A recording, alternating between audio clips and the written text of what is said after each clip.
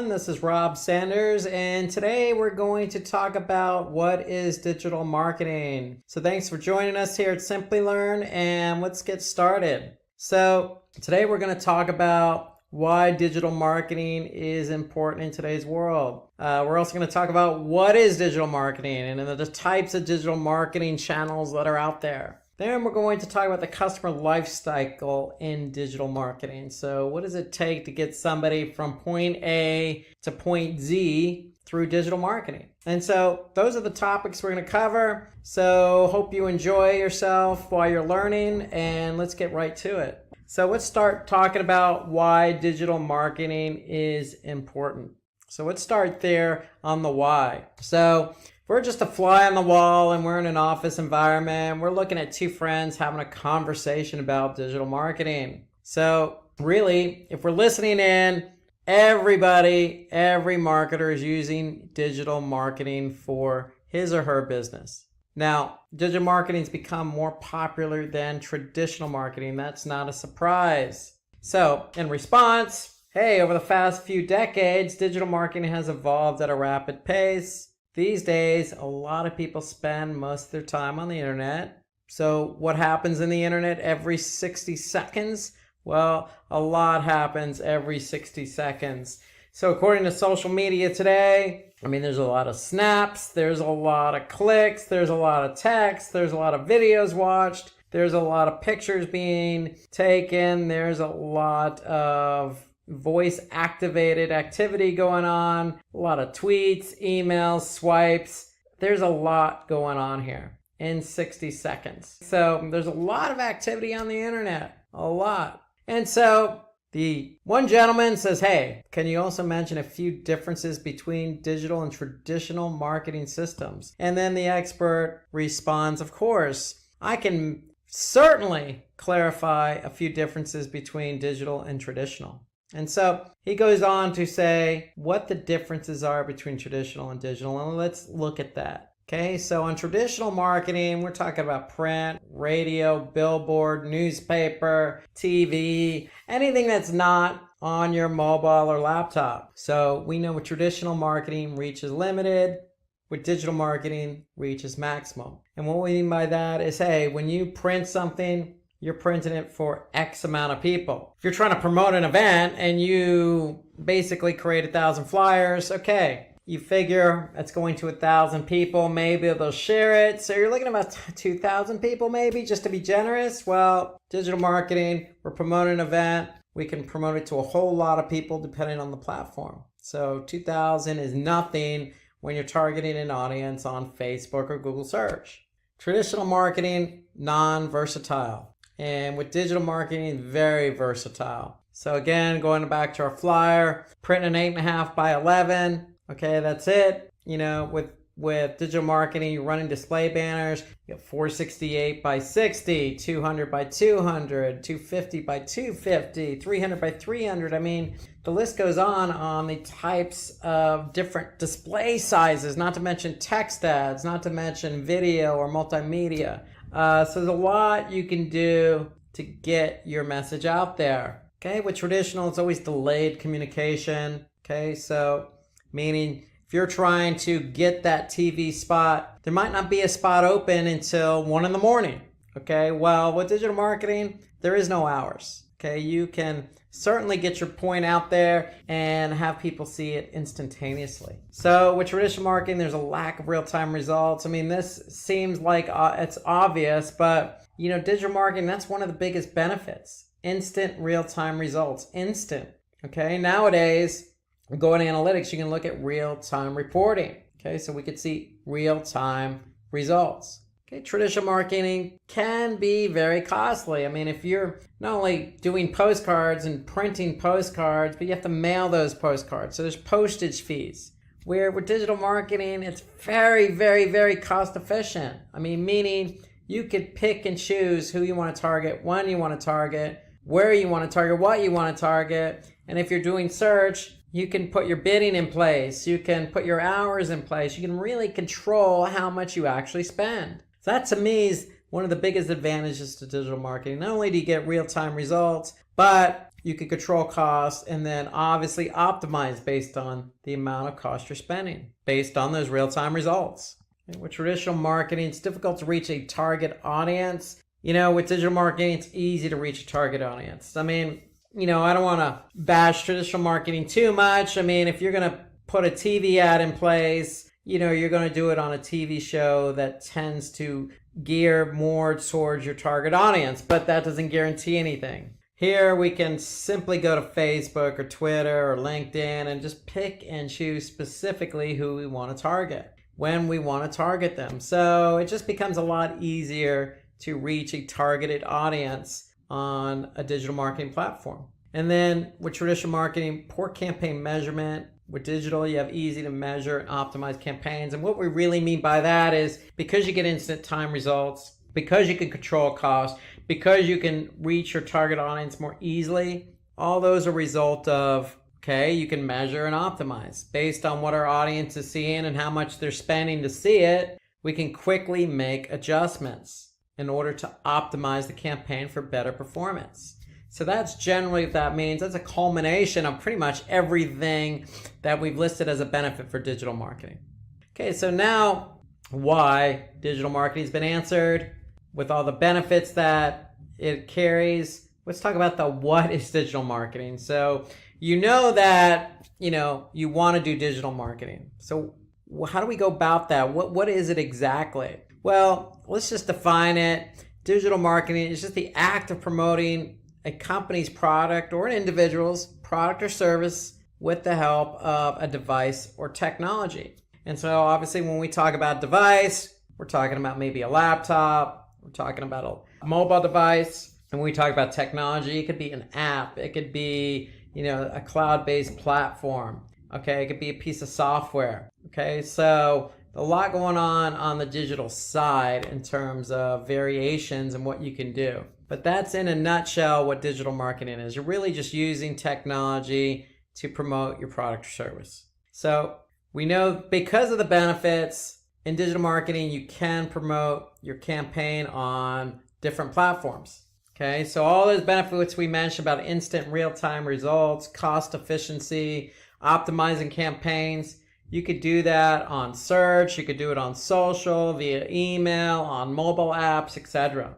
So that's what we mean by with the help of digital devices and technology. Well, these digital devices and technology come in the form of search engines and emails and mobile apps, etc. So when we want to go and promote our product or service using a campaign, we have different options. So there are different types of digital marketing channels that we could choose from. And let's just go through that list of digital marketing channels. And the first one is what I consider the king of them all, and that's SEO. So SEO stands for search engine optimization. There's search engine marketing, there's email marketing, affiliate marketing, social, content, mobile, and then we can get into subsets of each of these digital marketing channels. But really, we'll start with SEO because that's the king. And to me, that's basically increasing the quality and quantity of relevant organic traffic on the search engines, including Google. So depending on where you're located in the US market, Google has a large market share. So you want your pages on your website to be found and clicked on organically. And so that means if somebody types in a keyword, you want that relevant page to show up first on Google so somebody can click on that link. And we know that millions of people, specifically in the US, but worldwide, use search on a daily basis. So if you're ranking for those relevant keywords, you can imagine how much traffic you can get. So that's SEO. And here's an example. So you type in online shopping. Well, you can see the first listing here is a paid search ad. And we're going to get to that in a minute. The second, organically, is Amazon. So online shopping, you think maybe Walmart, you think maybe Alibaba, or you're thinking probably Amazon.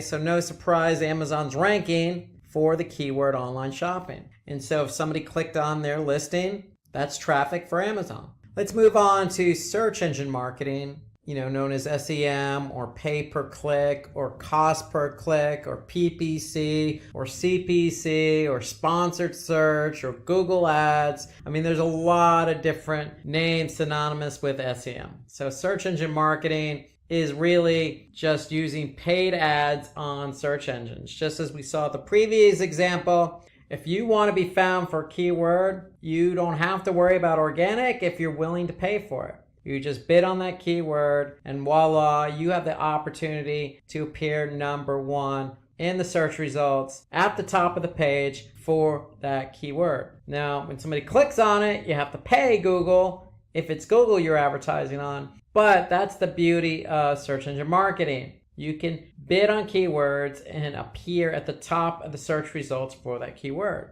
Example here, if we go back to online shopping, well, myus.com is bidding on that keyword online shopping. So they're actually appearing above Amazon's organic listing. But that's what they want to do. They want to be found for that keyword. So if they're not ranking for it organically, well, they're bidding on it. And if somebody happened to click on that listing, then myus.com is going to pay Google something depending on what the cost per click is. And so that could be anywhere from 1 penny to $100. It depends. Depends on the keyword. Depends on who else is bidding on the keyword. Depends on the location. Depends on the time of day. Depends on quality score. There's a lot of factors involved and regarding what you pay. However, the benefit of SEM is visibility and getting traffic to your website for keywords you're not found for. So that's why SEM is such a popular choice for a lot of companies. Okay, let's talk about digital marketing. That's a traditional type of digital marketing channel. It's been around a long time. We all send emails on a daily basis, and we probably all receive emails on a daily basis. Just as an effective way to capture leads and convert them to customers. Because with email, you can personalize your emails. And you can send your emails to a segmented audience. Okay, so if you have emails from females who are 35 years of age to 44 that live in, say, the southern part of the United States, you can segment that, send them an email, and cater that email directly to that audience. And of course, you can put some nice call to action in there. You can design it really snazzy, and you can track it just like you can any other digital marketing channel. So email is a very effective way to really reach a target audience because everybody, for the most part, has a functioning email account.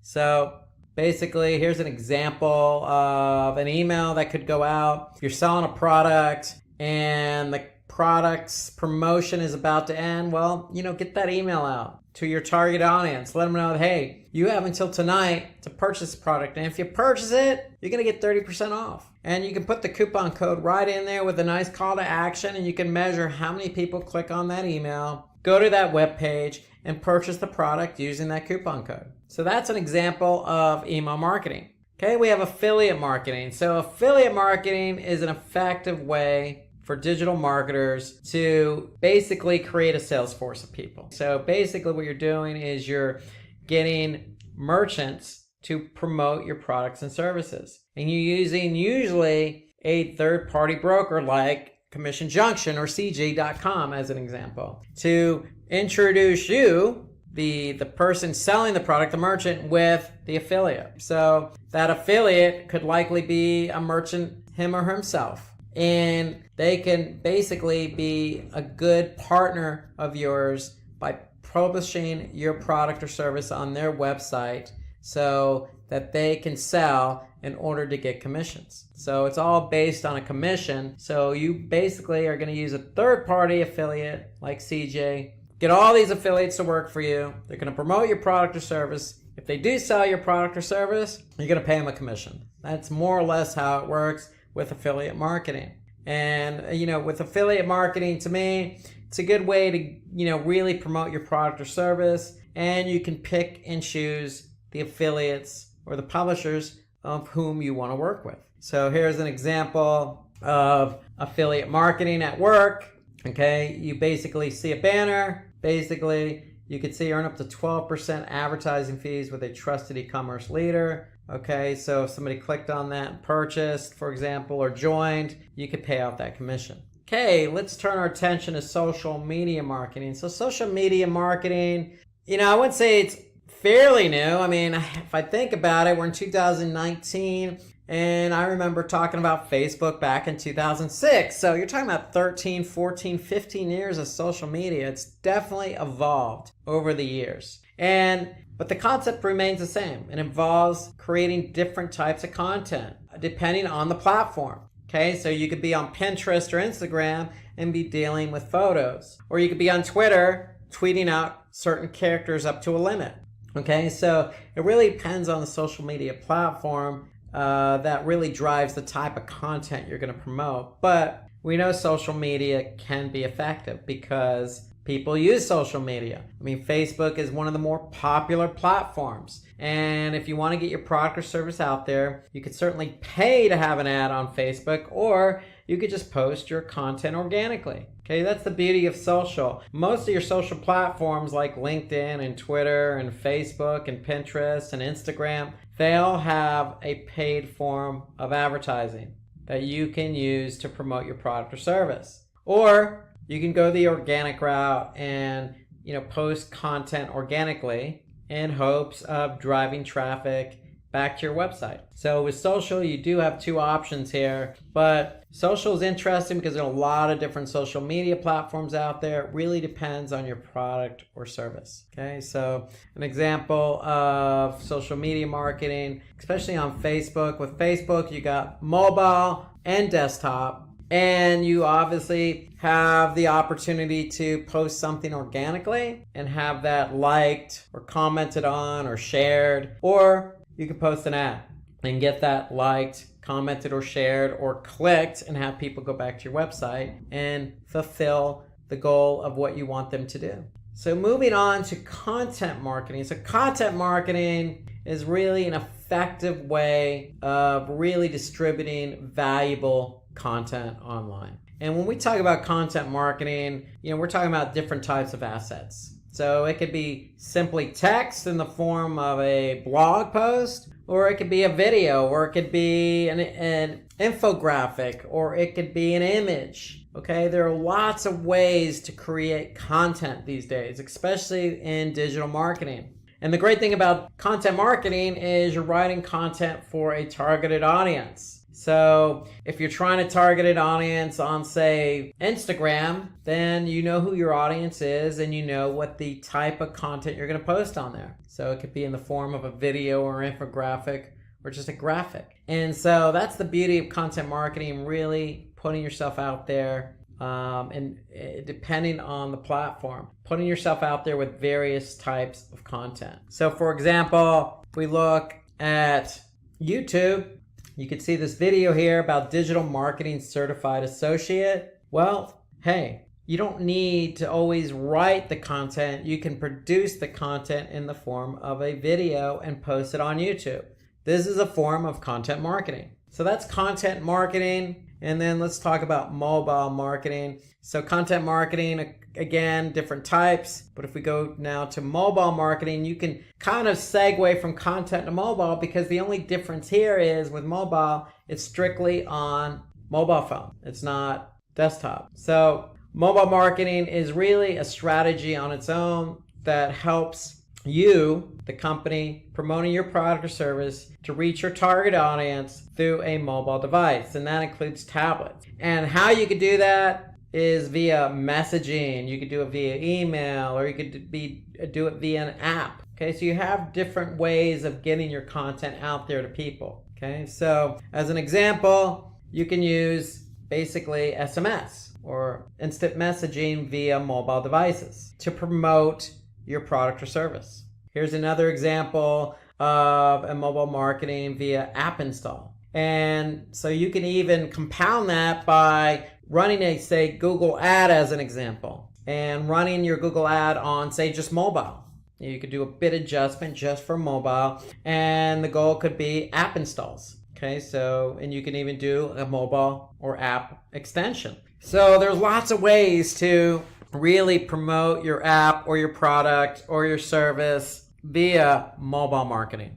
Okay, let's talk about the customer life cycle. So we know why we want to do digital marketing. We know what the digital marketing channels are, because we just talked about them, from SEO to social to affiliate to mobile to content to SEM. Okay, you have a lot of different digital marketing channels at your disposal. So now, how do we go ahead and approach our customers? So that's what we're going to talk about first. So we're going to talk about different stages of the customer life cycle. Okay, and the first one is the awareness stage. So we need to get our customers aware of what we're selling or what we're promoting.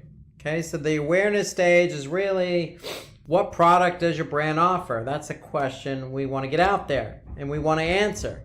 Okay, what does a customer need your product? Or excuse me, why does a customer need your product? That's a question we want to answer with digital marketing. Okay, and what solution does your product provide? Okay, that's an answer to a question we want to make sure people understand. So these are questions that we want to be able to answer in the form of digital marketing, whether that be mobile or content. Okay, so getting our information out there that answers these essential questions. And if we could do that, then somebody's going to become aware of our product or service. Okay, so what product does our brand offer? Why does the customer need it? And what solution does it provide? Okay, those are some key questions that people tend to ask themselves when they look at a brand. Okay, and when they look at a product, hey, do I really need this? Is it going to help me in my life? Okay, and who is selling this? I mean, who is this brand? I mean, those are just things that run through people's mind intuitively, that with the right messaging, the right channel, the right type of asset, the right targeted audience, you can quickly make somebody aware of your brand's product or service. In this stage, it's help potential customers discover your brand with the help of these different marketing channels. So in the awareness stage, content is key. So it's, to me, if we have a website, we need a blog, because if somebody does come to our blog from, say, organic search, SEO, then we can write about that product or service via blog and talk to our customer, talk directly to our targeted audience through that blog. And if we're not ranking organically, we can use paid search to promote it, because paid search on Google, for example, basically we can be right at the top of the search results. And so somebody can actually see it when they do a search, because we know millions of people use search on a daily basis. You could do social media marketing. Okay, so you can publish that product or service on Facebook while you're building your community. And you can use affiliate marketing to help get the word out by using CJ.com as an example. Build up a sales force of people, these publishers that are going to put your product or service out there. So to me, in the awareness stage, these are the digital marketing channels you could focus on. Now, I will say one thing about display ads. Display is part of search engine marketing. You could use display because you can reach a large number of people. So even though it's listed here low priority, in the awareness stage, display ads mean that if you're on Google's display network, you could pick and choose your sites, your demographics, keywords, topics, and audience. You could focus on all those different demographics to really attract a large number of people. So low priority, but it's probably also good to focus on in the awareness stage. Okay, so content marketing, you must create a high quality content that people are searching for. Without content, it's hard to get found. And so to me, this is where the blog comes in. SEO, take that content, get it optimized. Okay, SEM, if we're not ranking organically, we can make sure we're at the top of the paid search results, or the search results for a particular keyword we want to be found for. And then social media marketing, using different channels depending on the channel. If we're selling, training like Simply Learn does, LinkedIn is a good platform for us. Okay, and then affiliate, basically building up a nice network of publishers to get the word out. So these are all good channels that we can focus in on. So traffic sources may include paid, unpaid, social, referral, display, email, or direct. So they could come in the awareness stage from all different types of channels. Even though you're focused on content, you could still get traffic from mobile or email. So now that we got the word out via all these different marketing channels, there's that consideration stage. So, people are aware of us, now they're considering us. And that's kind of the next stage in the process. Okay, so a few essential questions to address on the consideration stage. Hey, what features make your product valuable to others? And how will I increase customer engagement towards my product? So those are answers to questions you want to ask. Okay, what features make your product valuable? You want to basically separate yourself from the competition. Basically, that's what you're trying to answer. Okay, so if you're promoting your product or service on paid search and other people are bidding on the same keyword, how are you going to stand out? And then how will I increase customer engagement towards my product? So for example, if you're on Facebook, okay, and you're trying to get people over to your site to purchase your product, then how are you going to improve that engagement? You got to create something really snazzy, or really it's going to be attention grabbing, or something that's going to get them to become aware of it, that's going to separate your post from all the other posts that are in somebody's Facebook newsfeed. Okay, so you really have to work hard to really convince somebody to get their consideration towards your product or service. So in this stage, your customer considers your product, so help them understand how your product is valuable. Okay, to me, email works really good here, because if you have a targeted audience, this gives you the opportunity to really answer these questions in that particular channel. Email, you could support that with a promotion. And display, I think display is a good option here too, because even though people are trying to become aware, you can really hone in and really get them to take that next step. Okay, with display, you can even do remarketing. So if somebody's been to your site because they're aware of your product, they're curious, you can cookie them and remarket to them via display. So display to me is a good channel to use here. Okay, so you have email, mobile display, SEM. These are all good channels to use on the consideration stage, especially on search, because if somebody's looking for something and they're aware of your brand, then you have the good opportunity to get them to click on your ad, especially if you're offering a promotion, and get them to convert. The goal here is to increase our engagement. So people are aware, we're moving them further along the funnel. With email marketing, we have the opportunity to promote the product by sending an email directly to our audience. So with this stage, plan your campaigns around welcome emails, newsletters. We can talk about product descriptions, add ratings and reviews in the email. We really just want to encourage people to purchase the product. We're trying to sway them over. So email is a good source to allow us to do that. So with mobile marketing, we can promote the products by sending relevant messages to our target audience. Display, again, retargeting, because we can retarget an audience that has been to our website, already did some research about our brand, our product or service, and now we're going to reach back out to them to sway them. So remember, we want to encourage customers to buy a product by creating detailed articles about the product. That always helps, and that's content. Okay, we want to opt for a customer testimonial. Okay, that helps sway people, and add some guest blogging. Okay, we can have ambassadors blog on our behalf, or we can go out and blog on somebody else's site. Okay, so blogging works both ways. It's ways of showing yourself and telling people, hey, we know you're looking for this product. Here's why you want to choose us.